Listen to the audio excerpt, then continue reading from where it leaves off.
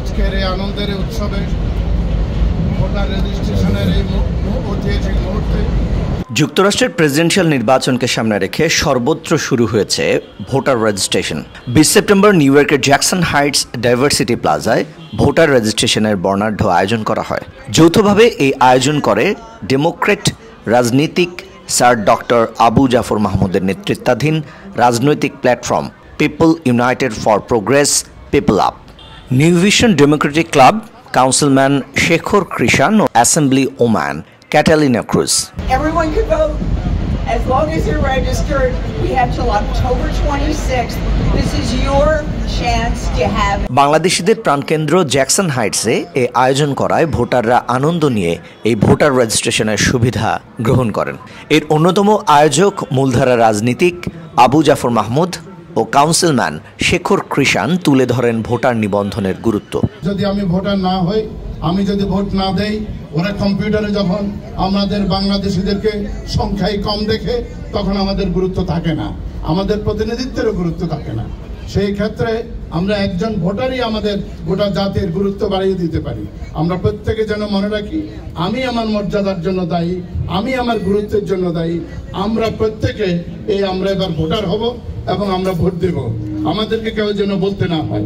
আজকে এখানে আমাদের এই এলাকায় আমরা যাকে বারে বারে আমাদের প্রতিনিধিত্ব নির্বাচিত করেছি, আমাদের ঘরের ছেলে এই শেখর কৃষ্ণান, তার চেহারার দিকে তাকান, তার শরীরের গড়নের দিকে তাকান। এই আমাদের এক পরিবারের মানুষ। আমরা সাউথ এশিয়ান, আমরা ভারতবর্ষে, আমরা আজকে এখানে আমেরিকান এই সিটিতে আমরা নেতৃত্ব করছি, আমাদের এই কমিউনিটিতে নেতৃত্ব করছি। Everyone register to vote who can register. That's the way we're going to make change in this election. This election is a historic election. It is existential. We have two visions for the country. One with Kamala Harris to take us forward to the future, to fight for our immigrant communities, to fight for our healthcare, to fight for early childhood education. And then you have someone convicted of 34 felonies who's not fit to be president, who will take our country backwards and divide us. But the only way we're going to make an impact in this election is if we vote. And the only way we can vote is if we're registered. একই সঙ্গে তারা আগামী 5 নভেম্বরের নির্বাচনে Democrat প্রার্থী কমলা হ্যারিসকে নির্বাচিত করার পক্ষে শক্ত যুক্তি তুলে ধরেন। প্রথম থেকে যখন আমাদের কিছু বলতে হয় নাই, আমরা যখন চেয়েছি তখন তার অফিসে সে বাংলাদেশি মেয়ে তার ওখানে জব দিয়েছে, চাকরি দিয়েছে, তার সহযোগী করে নিয়েছে। আর আপনাদের পাশে 73rd ডিস্ট্রিক্ট, আমরা যখন এসেছি তখন থেকে দেখে চলেছি এখানে 74 চাওলা, ঠিক একইভাবে 73rd স্ট্রিটে আজকে বাংলাদেশ স্ট্রিট করেছে এই শেখর চন্দ্রান, তার দরদ থেকে, তার ভালোবাসা থেকে। এই জন্যই আমরা সবাই একসাথে আছি। ভোটার রেজিস্ট্রেশন অভিযানে যোগ দিয়ে একবারই পুনরুচ্চারণ করেন assemblyman Steven Raga. Here we have under 50 days. We have a few more weeks, just a few more weeks to make sure we get out the vote.